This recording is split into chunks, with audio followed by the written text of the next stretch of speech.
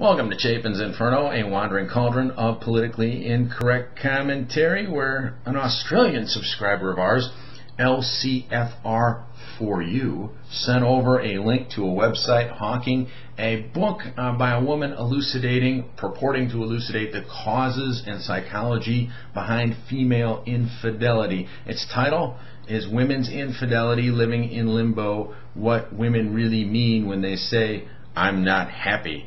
The author is Michelle Langley, and she herself is a reformed cheat, but rather than justify her dysfunction, as so many do in this age of female privilege, she seeks to educate. So let's suspend judgment and give her a listen. Incidentally, LCFR is the second subscriber who sent this over. Another guy did a few months back, but I can't recall who, nor can I find out now because I had to purge my YouTube inbox of all of my emails. I couldn't make sense of any of it. So again, if you want to get a hold of me, use that address that I provide in the box to my Gmail account, because they stack, and then I can see who I responded to and who I didn't respond to, and that way we can avoid leaving you with the impression that I'm giving you the high hat. Now, the book itself, link, appears to be out of print. The used prices are incredibly expensive. It's not new, it's from 2005. Yet it did come to the attention of a few fellows, so it may be wise to read her introductory article that you can find on her webpage for free. Link, double link. She begins by noting, after researching women's sexuality for more than 10 years, I can honestly say that most of our societal beliefs about females are grossly distorted, and many are completely erroneous. This is a promising lead-in, but what really won me over were the following initial talking points. Women's relationships today, let's qualify that. Some women's relationships today follow a very predictable pattern. They push men for commitment. They get what they want. They lose interest in sex. They become attracted to someone else. They start cheating. They become angry and resentful. Now hold on, that's really always been the rub. What a logical leap that is. So you cheated on some guy, and now you're blaming him for your difficulties after you stymied him over? I think only Joy Pighar could follow that logic. Then they begin telling their partners that they need time apart.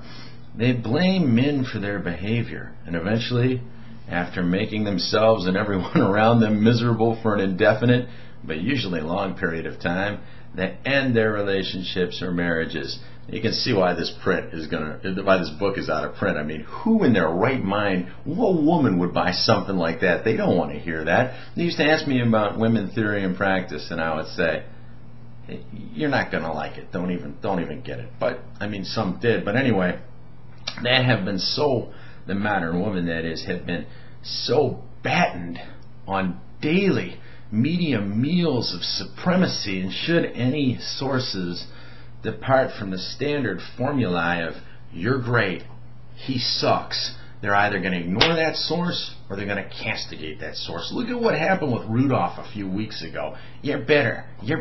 Nice argument, you're bitter. Wow, you're really thinking, I tell you. Either way, truth will never penetrate the delusions that society has constructed on their behalf.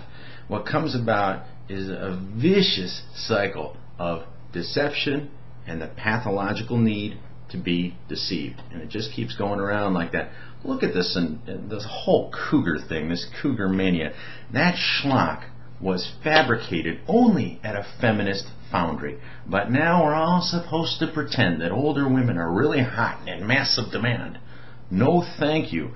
I have zero respect for whole patrons who think that via machination and manipulation that they're going to change biology and the world. A world that they do not, cannot, and never will understand. Oh well, I digress. Back to our author.